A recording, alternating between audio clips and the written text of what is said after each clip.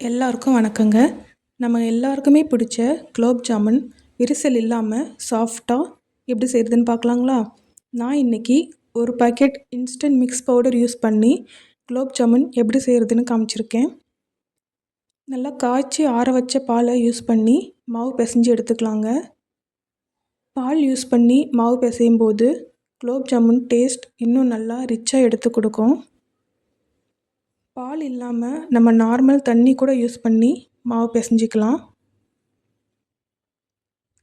கொஞ்சம் கொஞ்சமாக தான் பால் ஊற்றி நல்லா பிசைஞ்சு எடுத்துக்கோங்க. அழுத்தம் கொடுக்காம சாஃப்டாக மேலாப்பில் பிசைஞ்சுக்குங்க.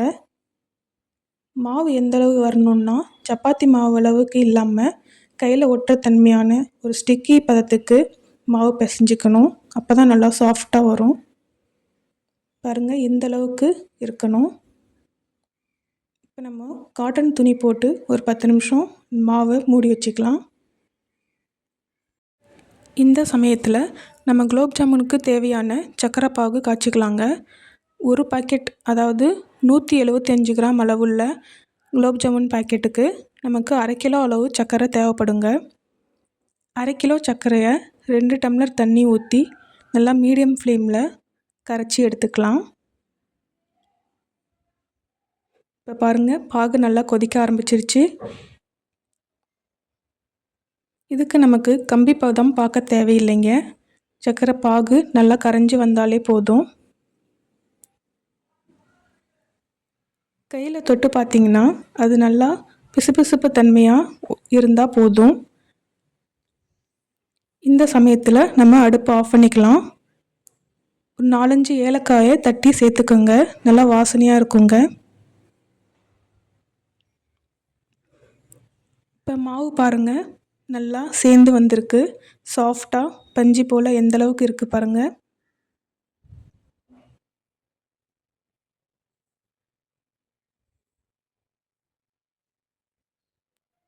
இந்த மாதிரி ஒரு கன்சிஸ்டன்சி இருந்தால் தான் குலோப் ஜாமுன் நல்லா சாஃப்டாக வருங்க.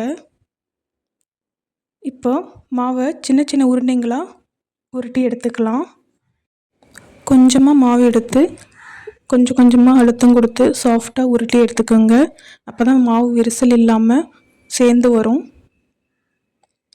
பாருங்கள், உள்ளங்கையில் இந்தளவுக்கு நல்லா அப்பப்போ அழுத்தம் கொடுத்து நல்லா சாஃப்டாக உருட்டிங்கன்னா விரிசல் இல்லாமல் இந்த மாதிரி பர்ஃபெக்ட் உருண்டைங்களாக வரும். தேவைப்பட்டால் கையில் கொஞ்சமாக எண்ணெய் தடவி உருட்டிக்கோங்க. இதே மாதிரி மீதம் உள்ள மாவையும் நம்ம உருண்டைங்களாக உருட்டி எடுத்துக்கலாம். விரிசல் இல்லாத மாதிரி நல்லா உருண்டையாக உருட்டிக்கோங்க. இப்போ ஒரு கடாயில் பொரிக்கிறதுக்கு தேவையான அளவு எண்ணெய் ஊற்றிக்கலாங்க. ஹை ஃப்ளேம் வைக்கவே கூடாதுங்க.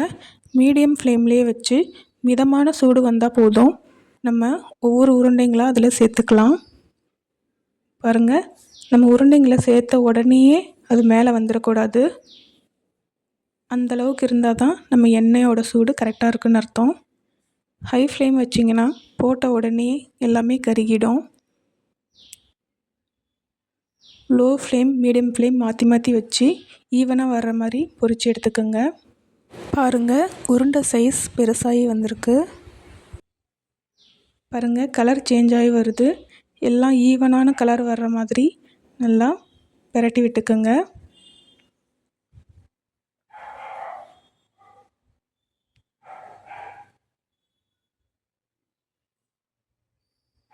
இப்போது நம்ம இந்த உருண்டைங்களை எடுத்து பாகு காய்ச்சி வச்சுருக்கோம் இல்லையா, அதில் சேர்த்துக்கலாம். நம்ம இந்த உருண்டைங்களை சேர்க்கும்போது பாகு சூடாக இருக்கணுங்க. பாகு சப்போஸ் ஆறிடுச்சுன்னா நீங்கள் மறுபடியும் சூடு பண்ணிவிட்டு அந்த உருண்டைங்களை சேர்த்துக்கோங்க. நம்ம உருண்டைங்களை சேர்க்கும்போது பாகும் சூடாக இருக்கணும். அதே மாதிரி உருண்டையும் பொரித்த உடனே அதில் சேர்த்துடணும். அப்போ தாங்க கரெக்டாக வரும். ஒரு 1/2 மணி நேரம் கழித்து பார்த்திங்கன்னா குலோப் ஜாமுன் பாருங்கள், நம்ம போட்ட அளவுலேருந்து 2 மடங்காக நல்லா ஜூஸியாக வந்திருக்கும். பாருங்கள் எவ்வளோ பர்ஃபெக்டாக, எவ்வளோ ஜூஸியாக சாஃப்டாக வந்திருக்குன்னு. நான் எடுத்த ஒரு பாக்கெட், அதாவது 175 கிராம் பாக்கெட்டுக்கு ஒரு 25 குலோப் ஜாமுன் வந்திருக்குங்க. நீங்களும் இந்த தீபாவளிக்கு உங்கள் வீட்டில் சாஃப்டான ஒரு குலோப் ஜாமுன் செஞ்சு அசத்துங்க. தேங்க்ஸ் ஃபார் வாட்சிங்.